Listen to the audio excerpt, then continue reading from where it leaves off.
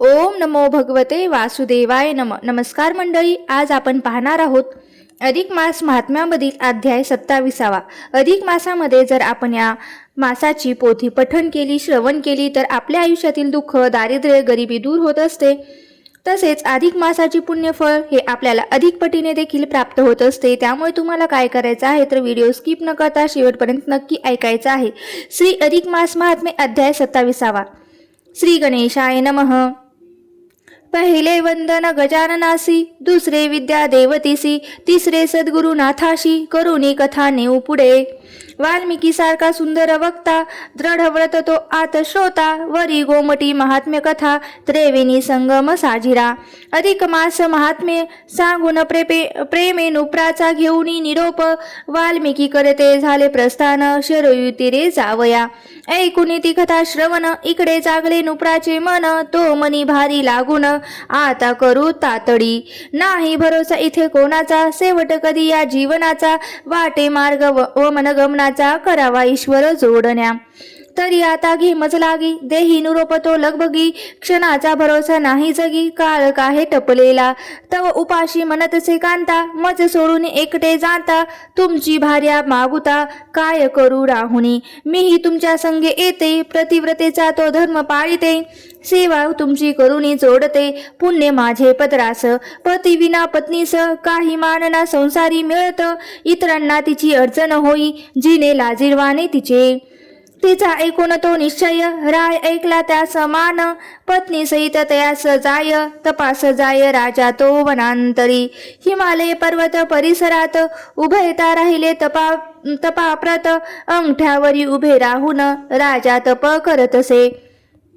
राणी सुद्धा राजासोबत कठोर तपास झाली करीत, अंतितया वैकुंठप्रत नेण्यात आले विमान। राजा आणि राणीने जेव्हा तपाचरण केले तेव्हा, परमभाग्य होता तेव्हा, श्रेष्ठ अधिक मास तो। ते आमाशीचे तपाचरण, उपवास अनेक नामस्मरण, पदरी दिले त्याचे बांधून, पुण्य गाठोडे सोबती, सहस्र जपतप करिता, जे पुण्य मिळेल हाता, ते या एकाच मासात करिता, हरिस्मरण ते लाभे। उपवास स्नान आणि दान, जपातपाचे ते आचरण, एकाग्र नसताना चंचल मन, पदरी मात्र पुण्य घडे, ते भाग एका वानराला, सहजीची लाभे म्हणून त्याला, उद्धराचा मार्ग मिळाला, वानर योनीतून मुक्त झाला। जरा मरण रहित झाला, अंती गेला गोकुळाला, ऐसा श्रेष्ठ मास भला, असो तो पुरुषोत्तम। जागली नारदा मनी उत्सुकता, वावर कैसा झाला उद्धारता, मने नारायणाची ती कथा सांग मला संपूर्ण, हो जिज्ञासा पूर्ण नारदाची, कथा सांगती वानराची, नारायण ऋषी त्या जीवाशी, कैसे झाले उद्धरण। केरळ प्रांतीचा ब्राह्मण, धनलोभी अति कृपण, चित्रक्षर्मा नामे करून, कंठित होता काळ तो, खर्च होणार गाठीचे धन, म्हणून न खाई अन्न, यज्ञ याग होम हवन, तर्पण ही ना करी, ना दे कोणास दान, परिवाराचेही पोषण, नीट ना तो करी जाण, धनाचा त्यास लोभ फार, वरी करी गैर तो व्यवहार, चोरीही करी वरचेवर, धन गाठीस जोडाया, माग माशीचे तिलदान, कार्तिकेचे ते दीपदान, न देते ते ब्राह्मण भोजन, कधी न घातले संक्रांत, ग्रहण पर्व काळी कधी न त्याने दाने दिले, जपमाळही नाही धरली, कधी त्याने हातात आयुष्यभरी, घेन करी काही कोणा दिले, पत्री नाही पुण्य जोडले, थोडेही ते गाठीस, लोक करती त्याचा धिक्कार, दीनवाना तो दारोदार, फिरत असे रस्त्यावर, हात सदा पसरुनी, मी दरिद्र मी उपाशी, अन्न वसे नाही तर मज, दया जरी तुमचे मानसी, तरी तुम्हीच द्या काही। ऐसा दिनवाना त्या नगरात, चित्रशर्मा असा फिरत, अचानक एक भेटला मित्र, मालक एका वाडीचा, दशा पाहून ती मित्राची, मित्रा सदया आली त्याची, त्याने सोय केली त्याची, मित्र कर्तव्य भावाने, एवढी मोठी माझी वाडी, तुला हवी जागा केवढी, नको मनी धरू अडी, राहावे मज संगती। मित्र त्याचा खरा दयाळू, तेने होत कृपाळू, केला त्याचा प्रतिपाळू, आश्रय देऊनी तयास। चित्र शर्मा तो मित्राचे घरी राहिला करीत तेथेच चाकरी. विश्वास मित्राने त्याच्यावरी टाकला तो मोठा. वाडीची देखभाल करण्याचे काम दिले त्या महत्वाचे. खरा मालक वाडीचा त्याचे हाती दिला कारभार. काही कारणास्तव जाता दूर मित्र त्याचा हा वाडीवर. लोभ त्याच्या मनी अपार करी गैरव्यवहार. स्वार्थी लोभी तो ब्राह्मण वाडीत गुंतले त्याचे मन. फलावल परस्पर विकून गाठी बांधे धनास. परस्पर व्यवहार केला मालगाठीस बहु जोडला. मित्रास विश्वासघात केला गळा कापुनी केसाला. मित्रास मने पक्षी वानर नासधूस करती अपार. बागेची नुकसानी होते फार मी काय करावे. स्वतःच मारी पक्षी वानरा मृत पानांचा दावी ढिगारा. वरी व्यर्थ करी पोबारा आळ घालून इतरांवर. हे दुष्कर्म करिता गवसला जेव्हा यमदूता हाता. चित्रगुप्ता समोर नेता वाचला पाडा कर्माचा. सदाचार किंवा सत्कर्म काही खात्यात नाही त्याच्या पाहते. उलट लाडी लबाडी चोरीही केली त्याने. फळे फक्षिली चोरून द्रव्य केले ते विकून. कपट मित्राशी ते करून पाप पदरी जोडले. कपट विश्वासघात चोरी करून येता यमासमोर. चित्रगुप्त सांगे दुराचारी अधम पापी जघातकी. खाल्ल्या घरचे वासे मोजले मित्राचे बहु नुकसान केले. पदरी नाही पुण्य जोडले करुणी काही सतकर्म. त्याचा दुष्कर्म पाढा ऐकून क्रोधावला यमराजमनी. मने दाखावा वानर योनी यासी. पुढील जन्मात उचित दंड येथे करावा वानर योनीत यास पाठवावा. विश्वासघाताचे फळ भोगावा या पापी प्राण्यास. येसी यमी आज्ञा करिता यमलोकी ती भोगी शिक्षा. पुढील जन्म झाला भोगता ब्राह्मण वानर योनीचा.